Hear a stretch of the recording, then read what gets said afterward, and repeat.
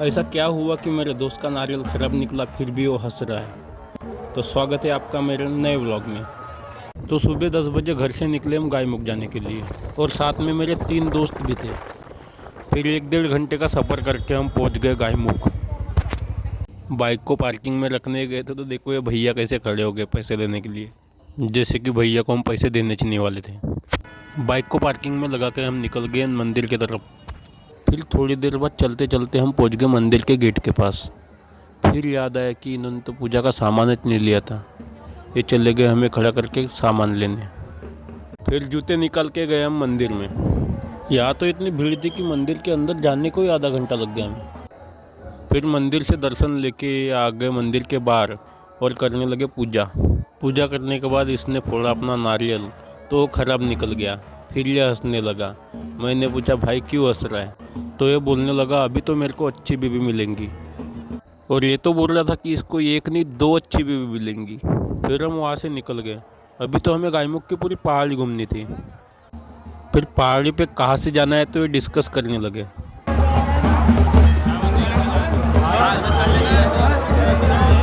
पहाड़ी पे जा ही रहे थे तो फ्री में शरबत बांटने वाले दिख गए।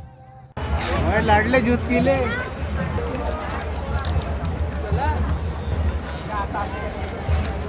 साले एकाने मुन्ना भर। फिर शरबत पी के हम निकल गए पहाड़ की तरफ। जैसे ही ऊपर जाने वाली सीढ़ियाँ दिखी तो मेरे दोस्त तो दौड़ने लगे। वहां जाने के 2 रास्ते थे, एक आसान रास्ता, एक मौत का रास्ता। हमने एक दूसरे की नजरों में देखा, हमने बोला हम तो मर्द हैं, हम आसान रास्ता क्यों चुनेंगे। हमारे दिमाग में भरा हुआ है भूसा, हमें करना होगा भूसे का पूरा इस्तेमाल। हम हैं मर्द, हम जाएंगे यहां से हुए। थोड़ी देर में पहुंच गए हम पहाड़ी के मंदिर के पास। कैसा लगता है मगर लाडली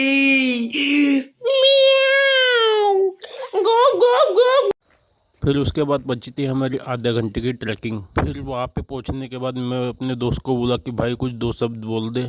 हेलो गाइस, हम आखिरी पहुंच गए हैं जगह पे।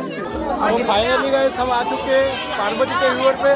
लोग बोलते हैं कि जो बुरा काम करते हैं वो यहाँ से निकल नहीं सकते। तो देखते हैं हमारे दोस्त लोग निकल देंगे नहीं तो।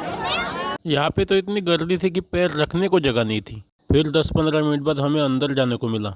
अंदर गए तो कुछ दिख ही नहीं रहा था, पूरा अंधेरा अंधेरा था। चालू करो भाई।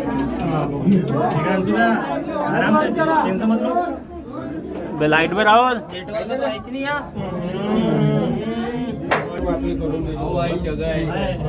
तो फाइनली हम आ चुके हैं पार्वती के व्यूअर में। ये तो कोण नाही निघत माहिती आहे ना, ठोक नाही। गुफा के अंदर तो सांस लेने को दिक्कत हो रही थी, पर कोई बात नहीं, थोड़ी देर बाद तो हम बाहर निकल गए। फिर हमने जूते पहने तो फाइनली हम निकल गए। हालत बहुत खराब हो गई। थोड़ा सा आगे गए तो हमारे स्कूल के बंदे दिखे। वो पूछ रहे थे कि भाई क्या करते हो अभी। ठेकेदार आओ।